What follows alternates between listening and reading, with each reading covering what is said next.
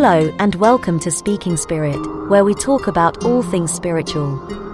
Your host, John Moore, is a shamanic practitioner and spiritual teacher. And now, here's John.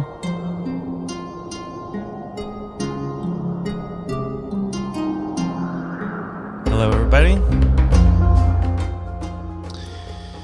It has been a little while. It's been a few weeks since I've recorded one of these podcasts. I've been busy with summer activities. It is, not sure what it's like where or when you're listening to this, but it's we're full on summertime here in the great state of Maine in the United States, and it's been a little busy. Which is great. I like to be busy. I'm not the kind of person who likes a whole lot of downtime. Although it's necessary once in a while to recharge your batteries. So, but I have been spending some time in nature and spending some time with loved ones and working on some upcoming stuff that should be, well, it's exciting to me. I hope it's exciting to all of you as well. I just want to welcome you once again. This is Speaking Spirit, and talk about something today that is, well, as always, very near and dear to my heart. But this is something that I place a great deal of emphasis on. Excuse me. Before I begin, I will tell you that I'm experiencing seasonal allergies, and I do not edit these podcasts. So you may hear me clear my throat or cough or sneeze or something, and I apologize ahead of time. But we're having, there's a lot of pollen in the air right now, and having a little bit of an allergy situation, but it's nothing I can't handle. And I'm going to have a sip of a warm drink at the moment. Very good. But I will keep going, and I will keep pressing on. But the topic I'm going to talk about today is I call stepping into your power. And this is something that I always when I see clients, when I have clients, and I do work with clients as a shamanic practitioner, shamanic healer, and I also work with clients as a mentor. I work as a teacher and as a coach. And when I do that, this is the number one thing that I work on. Yes, there may be some other things that I work on that are the main focus of a session or that sort of thing, but everything I do is really focused on helping people step into their power. So I'm going to talk about what that means. I'm going to talk about some things that have to happen before you can truly step into your power. And I'm going to talk about some of the things, some of the not important, but some of the things that hold us back from really stepping into our power. So what do I mean by stepping into one's own power? What do I mean by stepping into your power? Well, there's a few aspects to this. But stepping into your power is really about, number one, recognizing that you are a powerful being connected to divinity, no different than any other being that exists or has ever existed. There is a piece of divinity that is the core of who you are, and it is pure, it is unaffected by your life story, your life conditions, by your physical health, by anything. So you are an emanation of divinity. Okay, so you are, for lack of a better term, a piece of God, an emanation of God or the universe, if you don't like using the word God or goddess or what have you. I like God and goddess because I think there are, beyond the unity, things show up in divine masculine and divine feminine forms. So one part of this is recognizing that, and recognizing that you are worthy and at your core, unbroken, perfect and whole just as you are. And when you live from that place, you recognize a sense of personal sovereignty.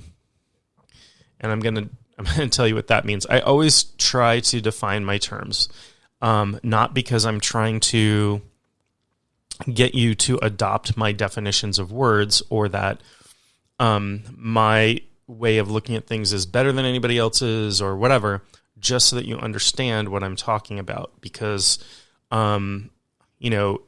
whether English is your first language or not, English is tricky because it can be very vague at times, and words can have very different meanings. And I like to talk about the word love, and I can say, well, I can love my children, and I can love a cheeseburger, but that doesn't mean the same thing, right? Those forms of love, while there's a more subtle difference, there is a very big difference. There's a very big and important difference. I'm not going to eat my children, and I'm not going to tuck a cheeseburger into bed at night. So, so we have to define what we mean. And I realize that in other languages, there are many, many, many words for love. And maybe we should develop that in English. Maybe we should put that forward in English and try to develop some new words for love. So today I'll talk about, I am going to talk about what love is from a spiritual perspective, what spiritual love means, and from a pure perspective. And I did a podcast on that some time ago with my friend Rebecca Quave, and you can go back and find that one if you're really interested in the topic of love, which we all should be. We all should be interested in the topic of love. So I'm going to define what I mean by sovereignty, personal sovereignty, spiritual sovereignty. So sovereignty, to me, the way that I am using it, means that I have full agency or full choice, full control over my mind, my body, and my spirit. This comes with a couple of caveats, right? I obviously do not have 100% conscious control over my body. I have not meditated to the point where I can stop my heart and restart it. But what it means is that the things that I have choice and control over, I maintain that choice and control. I don't hand those over to anybody else. I don't, and this might sound a little political, and it can certainly get that way, but it is my belief that no person on this earth should tell me what I can and cannot do with my body, right? That gets into some political discussions and those kinds of things. And I don't want to go down that path, but I think, for me to experience a full sense of sovereignty, I have to have full freedom and control over my body. That's the physical aspect. Now, I realize that some people have taken the idea of sovereignty to mean that no laws apply to them, and they can live their life however they want without regard to how it affects other people or, repercussions in the world or laws or that sort of thing. Okay, that's a little bit problematic. Well, it's very problematic, right? There may be unjust laws that we decide not to follow or we decide to work to change or that sort of thing. But generally, I live in a society where other people's well-being depends upon my behavior. And I have to mediate where my behavior might impact other people. So, in the United States where I live, we drive on the right-hand side of the road. In other countries, you may drive on the left-hand side of the road. But if I decide that laws don't apply to me and I can drive on the left-hand side of the road, I'm not going to get very far, and there's a potential I could kill myself and somebody else. So that's not really an expression of sovereignty, I'm sorry to say. If I decide for some reason, however, that the left-hand side of the road is better, then I could choose to try to change the laws in the country. Who knows, I may be able to do that. And that is a way for me to express sovereignty, some level of control over what I'm doing to try to change things. So I have to mediate that.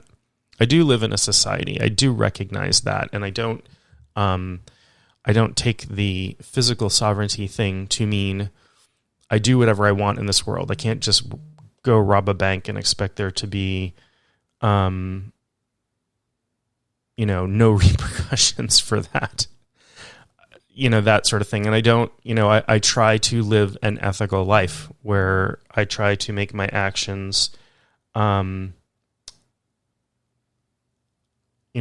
try to make my actions not harm others as much as I can. We can't live life in this world with the zero impact, but I do what I can. I do what I can for the environment. I do what I can for the community I live in. I do what I can for the country I live in, which includes disagreeing with some of the decisions that the leaders of my country make. But it doesn't mean, that I take up arms against my country necessarily. But again, that would be a choice, but I would choose to deal with the repercussions of that as well. So I do believe that I have agency over my body, and I do believe that some laws that try to restrict that are unjust and based on puritanical ideas that other people know what's best for me. But that sort of ends where where other people's human rights and civil rights begin. And I recognize that as well. So that's sort of the physical level of sovereignty, right? And we have a body, we have a mind, we are a spirit. So, sovereignty over my mental body, shall we say, means that I think the thoughts that I want, and I choose to have the thoughts that I want, and I can have an intellectual choice. That being said, I recognize that I am not fully in control of the thoughts and emotions that come up for me. Thoughts arise, but I try to recognize when people are trying to force their opinions on me or force ideas on me. And I'm going to speak primarily about this idea today, about other people enforcing their ideas on you. And this is really where the rubber hits the road, as we say, with the idea of sovereignty. Okay, the idea that people can tell you what to think or what your opinion should be or what is good and bad. And on the emotional level, this involves a lot of shaming to try to control people. Shame is an agency of control or is a tool of control. And when you allow shame to control you, you are giving up your agency. You're giving up your sovereignty. So there's that. So spiritual sovereignty means that you practice what you practice spiritually. You are not bound by, you're not bound necessarily by dogma or rules or whatever. You may follow dogma if it is your choice, but dogma is a method of controlling behavior as well, right? And there are reasons for that.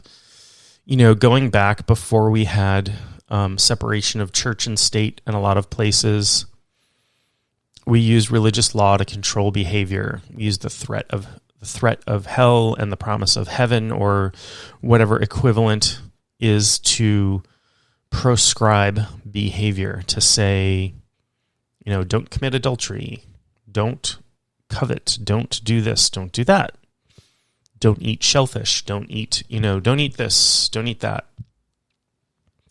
And it's okay if you follow those rules. It's okay if you choose to follow those rules. If it's your choice, right? And originally those rules were set up to govern behaviors, to create societies. And sometimes we have to examine those things and see if they still make sense for us.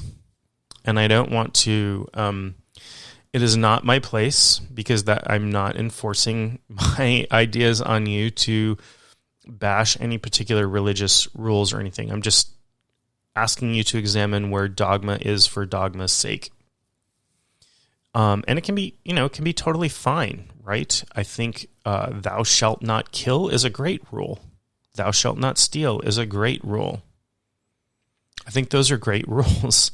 Whether they are offensive to God or what have you, I can't speak about that, but I think when we live in a society, killing and stealing and, committing adultery and doing all kinds of things can cause a lot of problems. And so a lot of these rules are just, maybe, I don't know if they're common sense, because there still is a lot of killing and stealing in the world, but, I think a lot of them are good, totally good and totally valid and totally just, but understanding what they are and taking responsibility for your own spirit. And so spiritual sovereignty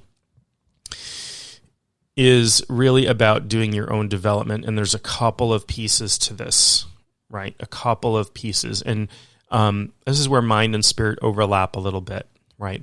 One aspect is spiritual development. You take responsibility for your own spiritual development. And it doesn't matter if you go see a guru, or you study with a teacher, or you read and meditate, or what have you. But you work on your spiritual development, and it is a path of your choosing, not a path that somebody prescribed for you. And it doesn't matter if you grew up Christian and you want to follow that path, fantastic, do that. If you grew up Hindu or Buddhist or whatever, and you want to follow that path because it was the path you were born into, that's great. But do your development work. And learn about other systems, learn about other belief systems and that sort of thing. So this is again, I'm talking a lot about sovereignty, and I'm going to speak some more about stepping into your power in a bit. But this is the first step, is really working towards your sovereignty. So the first part of spiritual sovereignty is doing your spiritual development. I think there should be some sort of loving kindness, compassion practice in there, because that is the feminine aspect. The divine feminine deals with compassion and loving kindness, as well as something that's evolutionary that deals with the divine masculine, meaning I'm working tantrically, or I'm working towards Christ consciousness, or what have you, in whatever spiritual system you choose, or systems. I don't think you have to limit yourself to one. I'll give you an example. I practice shamanism. It's my main practice, but I also work within other systems. Before I studied shamanism, I studied tantric Buddhism, and I still continue to practice.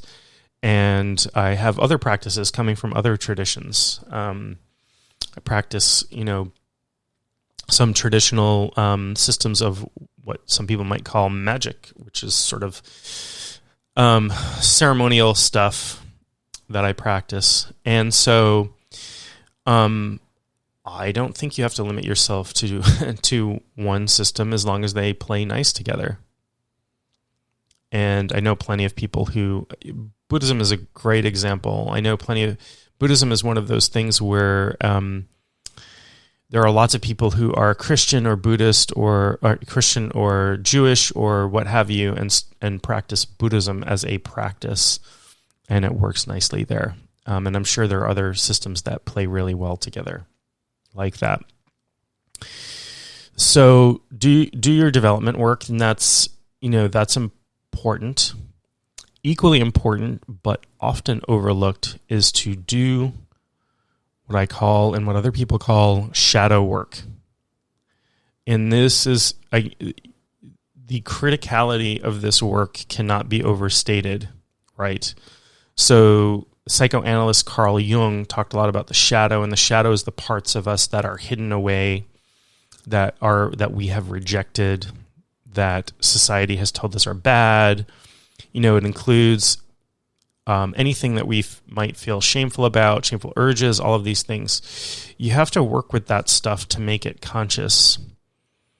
You cannot spiritually evolve without doing this work. You can gain some spiritual power, certainly. You can practice some things and learn some things and do some cool things. If you haven't done your shadow work, you haven't cleaned that up, it is a recipe for disaster. And a really good example of that is, these spiritual leaders who wind up abusing their followers, right? These people who are supposedly spiritually evolved, they are not. They might have special powers, and they might be charismatic, and they might have done a lot of work and know a lot of things, and they might be able to do a transmission of Shakti or what have you in each system. But if they are out there, physically, sexually, financially abusing their followers, their shadow has taken over. They haven't done their work to clean up their shadow. And they might be so blinded by spiritual light that they don't see that they have a shadow. They might not recognize it. And that's the insidious thing about the shadow, is that it is hidden from us. That's why it's called the shadow. And these are parts of us that we have exiled, right? Because somewhere along the line, we learned it was bad to have certain sexual desires, or bad to want to be a singer, or bad to be this, or bad to be that. And so we pushed those things down. Bad to be angry, or bad to be any of these things, and we push them down. And okay, I can't look at that because that's bad, and if I look at that, I'm going to feel bad about myself. The work, and there's lots of ways to work with the shadow. And I believe I've done a podcast about the shadow, but I'll probably do more, because this work, I cannot understate how important this work is. And it has been a major part of my own healing journey. The work that I have done to be able to sit here and speak to you and live an quote unquote normal life. I don't think there's much about my life that's normal, but to live a life that I enjoy, that is full of good things and full of great relationships, and doing what I love to do and that sort of thing. My life is so different now than it was years ago before I began the shadow work. And my teacher in shamanism introduced me to this shadow work that comes from Tantric Buddhism, strangely enough, that, things come full circle. And it is absolutely fantastic work that it is a tree that has borne much fruit. I continue to reap the rewards from that, and I continue to do shadow work, and I probably will for the rest of my life. Because that's how important it is to me. So these are the aspects, these are the things that we need to think about when we think about sovereignty. Okay, and I want to, if you'll bear with me for a few moments, that I want to pull up a really good quote, and I should have had this ready, but it'll take me just a moment. This is something I found on social media, and or maybe I'm not going to pull it up, but it's basically about, all right, I'm not going to be able to pull it up, and I apologize for teasing you like that, but this quote basically says, don't be the person who causes someone who used to love to sing to stop singing, or somebody who used to dress uniquely to now dress plainly, or who loved to do X, Y, or Z to no longer do X, Y, and Z. Don't be that person, right? And so this is a really important thing, about stepping into your power is about living your path on your own terms, in your own way. And there's a huge amount of power there, living life authentically, where if you repress who you are, your path, your core, you're never going to live life to the fullest and with the full amount of power that you have. There's so much that can be unleashed when you start to live I'm going to say a ferocious life, meaning just, life with abandon. And again, it doesn't matter what your path is. You could be anything. I almost hate to name examples because it's going to sound like I'm putting them down. But let's say my path is to sweep up a hallway. Let's say that is the thing that I love the most and I do for work is to sweep, right? So if that's the case, do that with abandon, do that with joy. It is not for me to define what your path is. It is not for me to define what your joy is. It is not for anyone to define what your path and what your joy is, except for you. And really, it's your job in this lifetime to find that. That is your reason for incarnating, is to find that true path and to live it ferociously. And maybe I'll write a book called Living Ferociously. I don't know. We'll see. So my whole thing when I work with clients and they say, I really feel like this is my path and this and that, and I'm like, fantastic. Do that. Do it to its fullest. It doesn't mean you have to quit your job and sell your house and whatever. Start, just begin, just go down your path, do what empowers you, what makes you feel joy. And so one of the things, and I promised I would talk about this, one of the big things that holds people back from living their joy, and this is true, I think, for all of us, at least most everybody I know and most clients I've worked with, and this has been true for me in my life, is the fear of disapproval is so huge, and it holds people back from living their full life. And I want to put this in a certain perspective, and I want to talk about an example. I don't generally give I won't give any personal details of any client away ever, but I will say that I have had a client who is an artist of some type.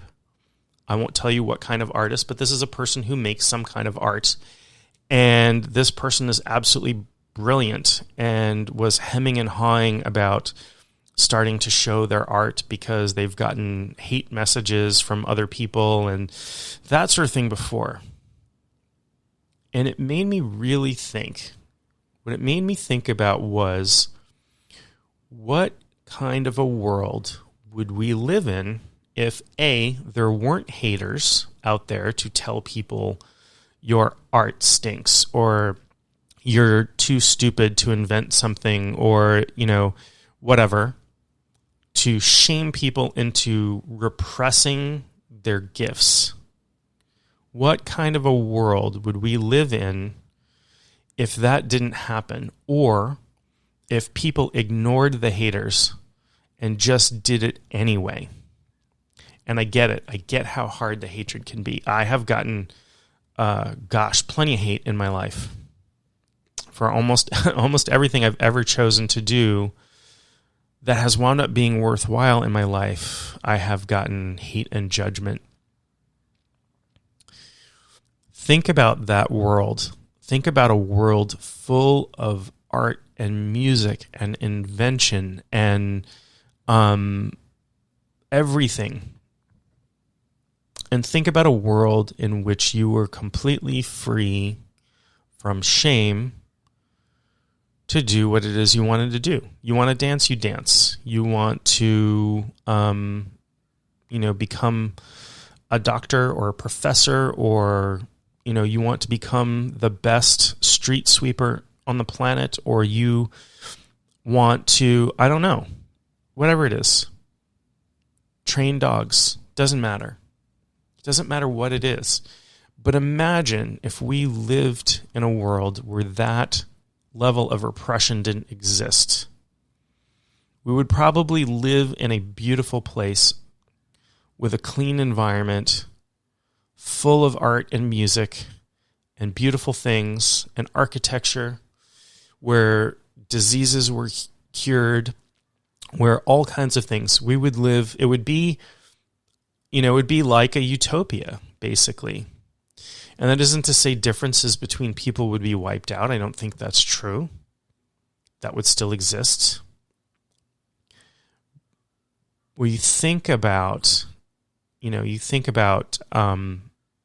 absolute geniuses, people who have made huge impacts on the world. Your Einsteins and your Gandhis and your Buddhas and your Jesuses. You think about those people who really stepped out and bucked that. And you think about how many remarkable people that we never hear about, that never make an impact because of fear of disapproval. And I get how strong fear of disapproval is. I get it. We are wired, as human beings, we're wired to seek approval, to seek social fitting in. It is safer for us. We're tribal, after all, to survive. When we were all cavemen back in the day, you had to form these tight-knit groups. And if you were expelled from the group or shunned, it meant you could die, right? And that's still wired into us. That survival instinct is still hardwired into our brains. There's an area of the brain that processes social interaction, and it is strongly associated with an area of the brain that processes pain. So social rejection is very close to pain in our brains. So, stepping into your power is a little bit, and I'm going to swear a little bit, and I apologize, but there's no better way to express this. Stepping into your power is about not giving a fuck about what people think, to some extent, to a great extent, right? So, I remember when I was a kid, I was in high school. I was in marching band. I played the trumpet in marching band, which, in some places comes with its own stigma. We were not the popular band. Kids were not the popular folks. We were seen, we had our own group, and but we were seen, as some people use the phrase band nerds, right, to describe us. And I was fine with that. And there was in my school, the person who leads the band in many schools is called a drum major. This is the person who stands out front and conducts the band and leads them. And I wanted to do that. I wanted to be the drum major. And, I'm like, that's really cool. I feel like I want to be a leader. I feel like I want to do this, and that. And, it was a thing where I had to audition, and I think I was auditioning with 9 other people or something like that. There's a number of people coming out for the spot and only one spot. And I remember telling my father is a good example of what we would refer to as toxic masculinity. And I said, Dad, I'm going to audition for drum major. And he said, isn't that gay? And by gay, he didn't mean happy. And he also didn't quite mean homosexual. But he meant it as an epithet anyway. And growing up in the time that I grew up in the late 80s and early 90s, when I was a teenager, using the word gay was considered an insult. Using it that way would still be considered an insult, but people would say that's really homophobic and that's wrong, and there's much more social pressure not to use that as an epithet, but it was used as an epithet to emasculate young men, to say, you are not masculine. You are not living up to my standards of masculinity. And there was a whole lot of pressure to be masculine. If you were labeled emasculine, people might be violent towards you. You could be rejected by your peers. You could be rejected by your father. Right. And this is what he meant. Isn't that gay? Isn't that not masculine enough to be accepted by me? And that's a hard thing, when you're 15 years old, as I think I was 15 when that happened. That's a hard thing to take on, your dad seeing you as less than masculine. In that age, in that day and age, it was a really, really hard thing emotionally. It was a form of rejection. We've come a long way, not 100% since then, to say, gay is not an insult. It's not. It's being gay is not necessarily emasculine or masculine or what have you. It is your sexual identity, and it just is what it is. And we're far more accepting now. I talk to my children a lot about this, about how we have a long way to come with accepting people as they are, but we have come a long way in my lifetime, a really long way in my lifetime. And we need to keep pushing that. Because people do need to stand in their own power, and that means having control over their identity and not feeling shamed for who they are, whether that's masculine or feminine or emasculine or non-binary or anything. Whatever people are, they need to not feel shame about that. So anyway, my dad was trying to dissuade me from something he felt was emasculine. But I ignored him, and I'm glad I did, because I auditioned. It was a very challenging audition. It involved, musical tasks and doing some marching and commanding marching, and involved an interview and looking at my grades and all of these things to become sort of a peer leader, a student leader. And I made it. I made it through the audition. I was selected, and it was one of the best experiences of my life. I got to lead my band in a national parade for Independence Day in the capital of the country, Washington, D.C., and we won an award for it. I later auditioned and made it into a touring band, and I got to spend the summer that I was 17 touring Europe as a drum major for this this touring band, was pretty amazing stuff. And if I had been, if I had taken on that shame and allowed it to stop me from doing what I really wanted to do, I would have missed out on some of the most wonderful experiences I could have possibly had in high school. And so this is my mission. My mission in life is I want people to have those wonderful experiences, to develop and live those wonderful lives and do what they are meant to do, what empowers them. And it doesn't matter what it is. It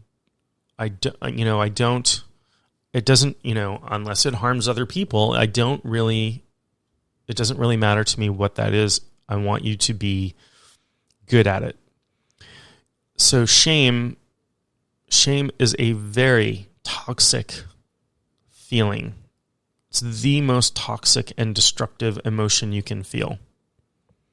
Shame is really horrible. It does terrible things to people.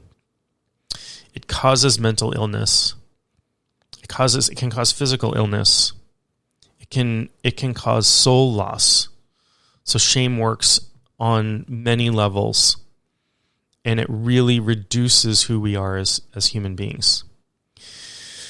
And we all have, we all feel shame because we live in cultures that enforce rules on us that tell us that we're bad or broken or wrong if we love certain things or behave certain ways or identify in certain ways. It's destructive. It's really destructive. We should, if I can move us past shame. And shame is contagious, right? People who feel shame, a significant amount of shame, tend to shame others. So, famous studies show that people who are homophobic tend to have strong, closeted sexual feelings towards same sex, right? So there are a lot of homophobic people out there who have strong feelings for, strong gay feelings. And they feel so shameful about that, they're projecting that shame onto other people. And who knows, if my dad was really comfortable in his masculinity, what difference would it make if I became a drum major or did anything for that matter? Shaming people does not come from a stance of confidence. It comes from a lack of confidence. This is where, things like toxic masculinity come into play, right? Toxic masculinity, and I think we need a different word for it because it is emasculine. This whole macho bullshit stuff. I'm going to swear again. Sorry. Maybe I shouldn't apologize about swearing. Maybe that's definitely something I was taught I should not do or I was bad growing up. Don't say these, there's a list of 7 words I can't say because if I do, it makes me a bad person. Silly. It's pretty silly when you think about it. But this macho bullshit is not masculine at all. It is weakness that is afraid of finding out that it's weakness. It is a sense of lack of confidence in one's masculinity. If you are the most masculine, I don't know how you would measure this, the most masculine man on the planet, and you stand in full confidence, you would not care. You would not have a care in the world how anybody else shows up in the world or behaves. You'd be so confident in yourself, you could care less if somebody was you considered less masculine. You probably wouldn't even judge them as less masculine, right? Because you would be standing in full power. You would be standing there in full confidence in who you are. There would be absolutely zero need to shame anyone else or even have the thought that a person was less than. And that is really standing in your power. To have that confidence that you don't have to shame anyone else on the planet. No reason for it. This is different.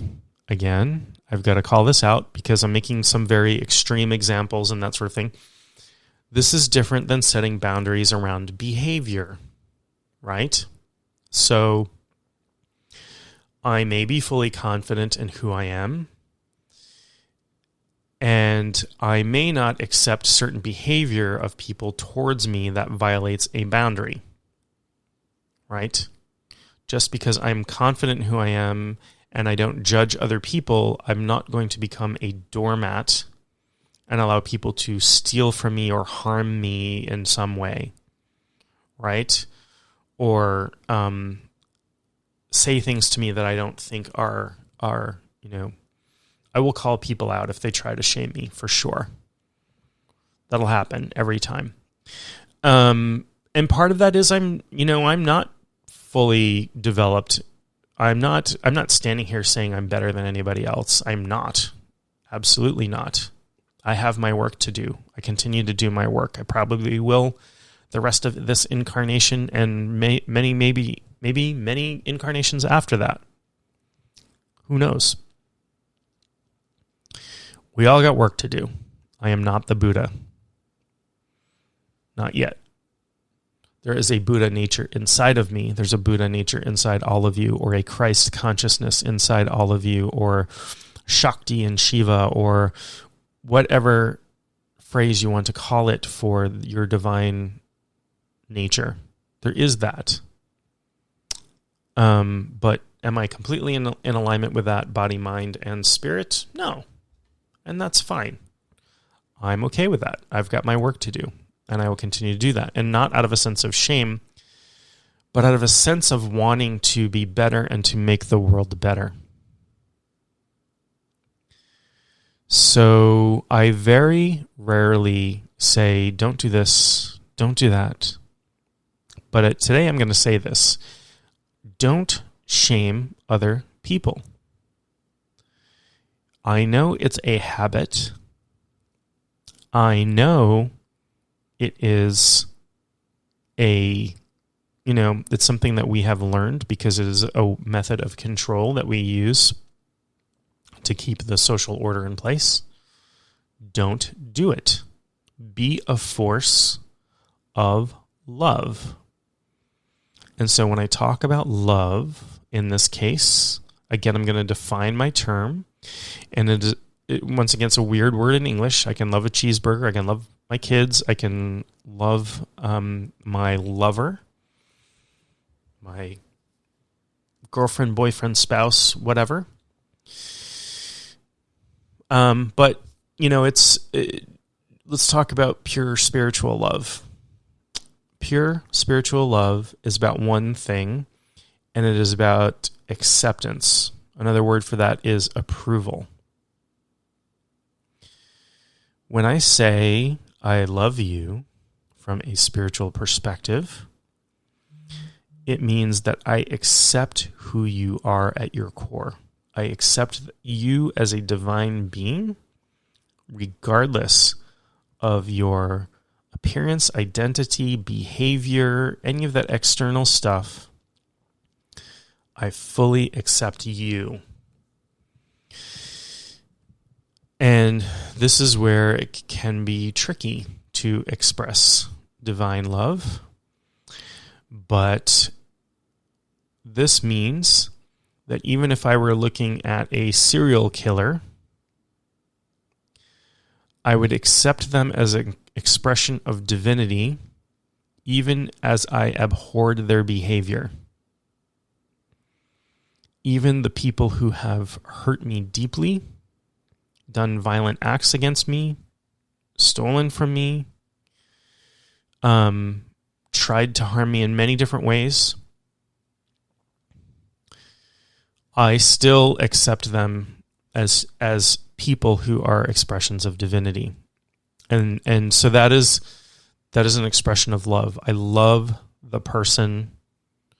I don't necessarily have great feelings about some of the behavior, but that's different. That's a different thing. And so one way to become more loving and more accepting is to not wish harm on people, for one thing, but to start to see everything and everybody as an expression of divinity, as an expression of spiritual purity, as an expression of nature, the universe, God, whatever name you want to give to it. And even if you are an atheist and aspiritual, not sure why you'd be listening to this podcast, but totally fine. I accept and love you for who you are. Even if that is you, you can find a way to do this. You can find a way to say, this person, this human being who has thoughts and feelings and fears and hopes and prayers and whatever, this is a human being, and just by virtue of being alive and existing on this planet, I have to extend some level of human respect and kindness towards that person. And while they have been perverted to the nth degree, every great spiritual every great spiritual tradition teaches this exact thing. In Greek, the word is agape, love, right? This pure accepting love, and that is used in Christianity. I do not know of a spiritual tradition that does not teach this at some level. And yes, I understand there are significant perversions of this in every spiritual tradition. None of them is immune from ignoring this and treating other human beings as less than, as outsiders, as shameful.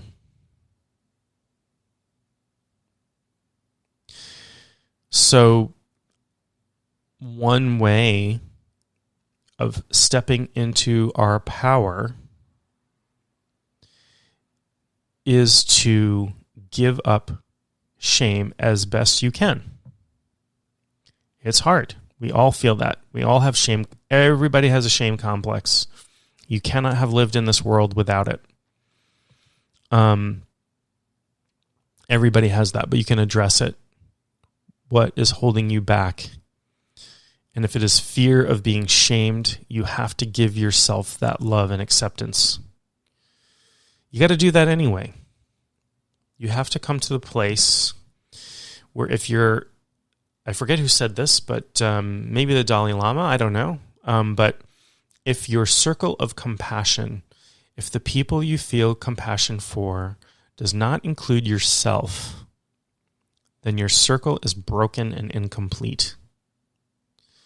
So, while I would love it if you would start to show love, pure spiritual love and compassion towards other people, you need to direct that at yourself as well. And that's just as important.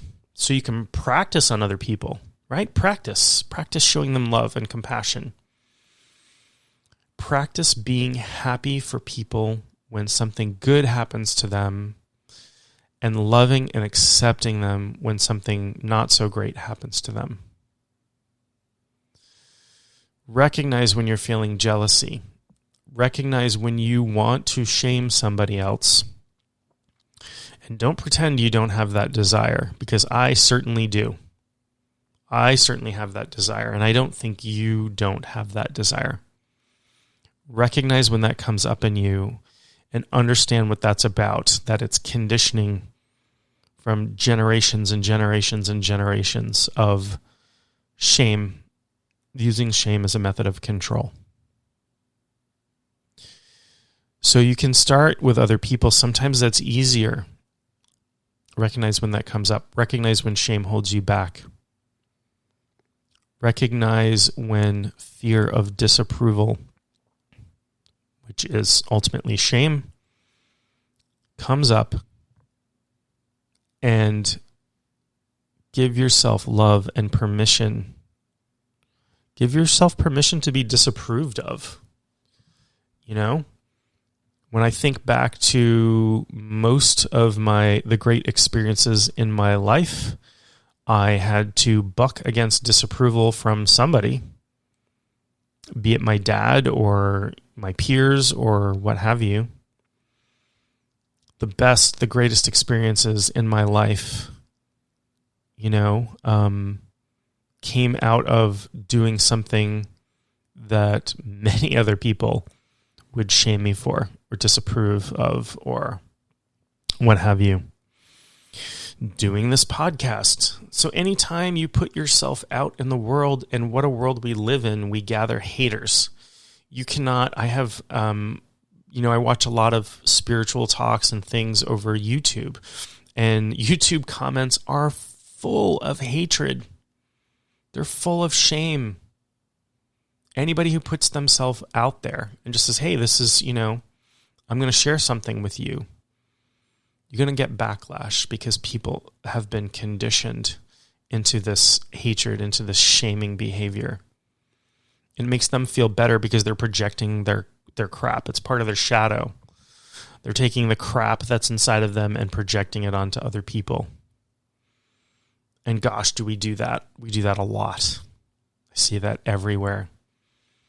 The internet has been an awakener for me about how this plays in the world. It amplifies all of this stuff. It gives people a platform for a lot of things. And the internet's not good or bad. It's a tool. To use it to shame and, hate on people and that sort of thing, that's not so great. But if you use it to share and uplift and gather information and become happier and live in this world and connect with people, connect with your tribe, find people who want what you want and do what you do, gather together, form a movement, do it in a good way, please. I realize there are some pretty negative movements out there.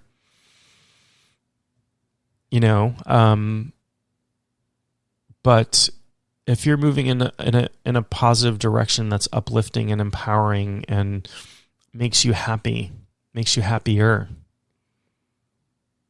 find your tribe, connect. Honestly, we can change the world this way. I fully believe this. This is the movement that I want to be part of. This is the movement that I want to start. It's a movement about love. It's a movement about the pure love of accepting others for who they are and uplifting people's dreams. You want to be an author and write a novel? Fantastic. How can I help you? How can I approve of you? You want to paint, you want to dance, you want to sing, you want to make things, you want to start a business, you want to cook, you want to raise a family on a homestead. How can I approve of you? How can I support you so that you can do that and be fulfilled, and that the things holding you back are not my shadow crap coming up and trying to push you down under and trying to drown you in shame? How can I do that so that you can step into your power? So for me, my personal thing is I've got to become more loving, and something I work on every day. I have to love more. I have to accept more. I want to. So have to is a tough phrase. I want to do this. I want to love more. I want to become more loving. I want to give up unloving thoughts. When unloving thoughts come up, I recognize them as something in myself that needs to be worked on. That's the shadow material. If I'm being triggered by somebody's behavior, and by triggered I mean having a disproportionate response to somebody's behavior. Yes, if somebody is causing me actual harm, I will have a response to that. Should be proportionate, right? It would be nice to live from a state of equanimity, right, where nothing really affects me. There's a god in Japan, Fudo Myu, which is, I think is translated as unmovable mind, right, or the unmovable one. It's somebody who sits in meditation, sort of ferocious-looking guy who sits in meditation and cannot be moved by anything. It would be nice. It's hard, I would think, to get to that state, but we can move towards it. So stepping into your power, recognizing that sovereignty, recognizing your path and moving on it, despite the shame complex that comes up. We should all work on the outside influences, right? We should all work on being less shaming and more accepting and more loving. But we can't change everybody. We can try. We can be the change in the world. We can be the change we want to see in the world, right? As Gandhi said, be the change. We can be this loving, accepting, reducing the shame level in the world. And honestly, I don't think anything would move us more towards creating a better place to live for our children and our grandchildren and all of those things. So this is, again, I feel very passionate about this topic. I'm going to be talking more about this. I'm going to be writing a lot of stuff about this. So if you, if you're interested in this topic at all, check out my website. I'm at Maine, M-A-I-N-E, shaman, SHAMAN.com. Subscribe to my newsletter, follow me, Facebook, Instagram, all of those things. This is my mission in life, is to help people step into their own power, reduce shame in the world, and increase love. With that, I will leave you. I love you all, and I mean that. Not in a romantic way. I'm sorry. I'm taken. But I love you all and accept you for who you are. You are whole, complete, divine, and unbroken at your very core. And no matter what anybody says, nobody can affect that or take that away from you. It is permanent. It is forever and ever and ever.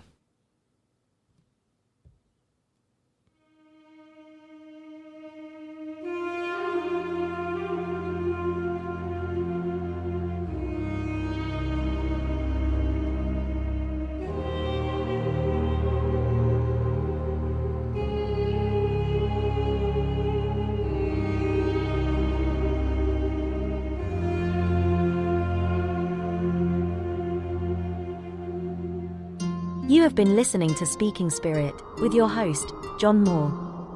For more info or to contact John, go to mainshaman.com. That's MAINESHAMAN.com.